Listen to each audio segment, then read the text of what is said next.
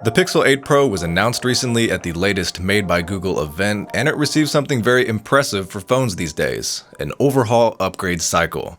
Every single camera on the Pixel 8 Pro is upgraded over last year's 7 Pro. The design is redone with a flat screen and rounder corners. The screen can now hit 2400 nits max brightness, and there's 7 years of guaranteed software updates. That's not to say there's no disappointing aspects here. The Tensor G3 chip in this phone is outperformed by the Snapdragon 8 Gen 1, which was released in 2021. But there's context to how much the raw power of this phone matters anyway, and moral of this story, in a time when phone companies are pushing incremental upgrades, Google shows they still have overhaul upgrades up their sleeve. Let's get into things by talking about the new design. Google went for a friendly, rounded motif for the Pixel 8 Pro this year by first rounding out the corners of the phone. The aluminum sides follow those rounded edges and sit in between back glass that's now matte and a screen that's now flat. I have mixed feelings on the flat screen. I feel like everyone in the tech space likes flat screens and the more symmetrical bezels they enable, but I also think they make phones look less futuristic, and in the case of the Pixel 8 Pro, actually reduced the screen-to-body ratio by a bit over 1%. It's not a super important issue to me though, so I'm not going to talk anymore about the loss of the curved edges from the Pixel 7 Pro screen. Back to the 8 Pro, for protection of the screen and back of the phone, there's Gorilla Glass Victus 2. The pill-shaped camera cutout on the glossy camera bar is now wider since it includes the telephoto lens and also a bit taller. And rounding out the design changes, the colors this year go for playful instead of sophisticated, so the colors themselves are more vibrant and the tint of the metal camera bar matches the back glass color instead of accenting it. Those colors are porcelain, bay, and obsidian. Moving on to camera upgrades, every single lens on the Pixel 8 Pro is upgraded in some way. Here's a rundown of all the lenses. There's a 50 megapixel main camera, a 48 megapixel 0.5x ultrawide, and a 48 megapixel 5x telephoto on the back of the Pixel 8 Pro.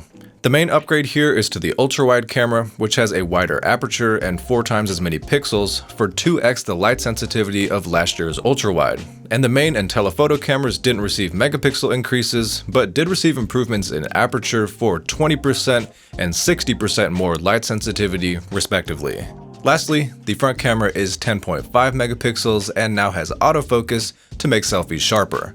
To summarize, there is no doubt in my mind the Pixel 8 Pro will take the best photos of any phone this year, especially since there's not just hardware improvements to every lens, but new software features as well. There's Pro Controls for manually punching in settings, high resolution capture so you can finally save 50 megapixel photos in either JPEG or RAW, and Best Take for switching out individual people's expressions from a burst of group photos. Switching over to video, where Pixels previously tended to struggle a bit, Google seems to be tackling things directly with Video Boost and Night Side Video, both exclusive software features for the Pixel 8 Pro. Video Boost applies Google's stellar image processing pipeline to every frame in your video by processing it in the cloud, and Night Side Video automatically applies Google's excellent low-light processing when you use Video Boost on videos in darker environments. Now I have to bring a reality check here. This may be a kind of software band-aid because lackluster video quality on Pixels wasn't necessarily because of bad post-processing, but also subpar electronic image stabilization, imprecise autofocus, and unpredictable exposure adjustments. On top of that, Video Boost takes a while to process before you can see the finished video. So I wouldn't expect too much improvement with the default video on the Pixel 8 Pro. At the same time, for situations when post-processing could make a difference, Video Boost will be good to have. Wrapping things up, video quality goes all the way up to 4K 60 FPS or 4K 30 FPS HDR. Next up, there's a new Tensor G3 chip in the Pixel 8 Pro, and if you evaluate things by the benchmarks, it's a disappointment. But if you value AI and machine learning, this chip will sound a whole lot better to you. So let's first approach from the numbers and benchmarks. This chip is slightly worse than the Snapdragon 8 Gen 1 by Geekbench and Antutu scores, which is pretty bad considering the 8 Gen 1 came out in 2021. However, the Tensor G3 is a decent improvement over the Tensor G2, and the Pixel 7 Pro with the G2 was one of the smoothest phones that came out that year. So realistically, the Pixel 8 Pro will have to feel very fast and smooth. That won't necessarily translate to gaming or very demanding tasks, but putting those aside, we're at a point in flagship phone performance where you can say the Tensor G3 being underpowered by the benchmarks is not a problem. Now, talking about the chip from the AI side, Google says this chip can process twice as many machine learning models on device as the first gen Tensor chip. They also said the Pixel 8 Pro can run generative AI with up to 150 more computations than the largest ML model on the Pixel 7. But what does all that even mean?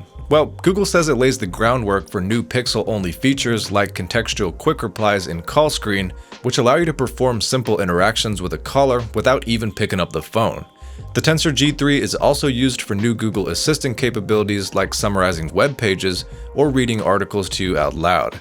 There's also AI improvements to photo and video quality across the board, plus upgrades to specific features like Magic Eraser, Audio Magic Eraser, and Magic Editor. So yeah, the Tensor G3 is supposed to unlock a whole lot when it comes to putting the smart in smartphone. But another reality check I will throw in here is Google tends to briefly mention a lot of Pixel-only features during events, but not clearly lay out whether they're exclusive to the new Pixels or coming to previous Pixels. That's in addition to often announcing things even the latest Pixels won't get until a later feature drop.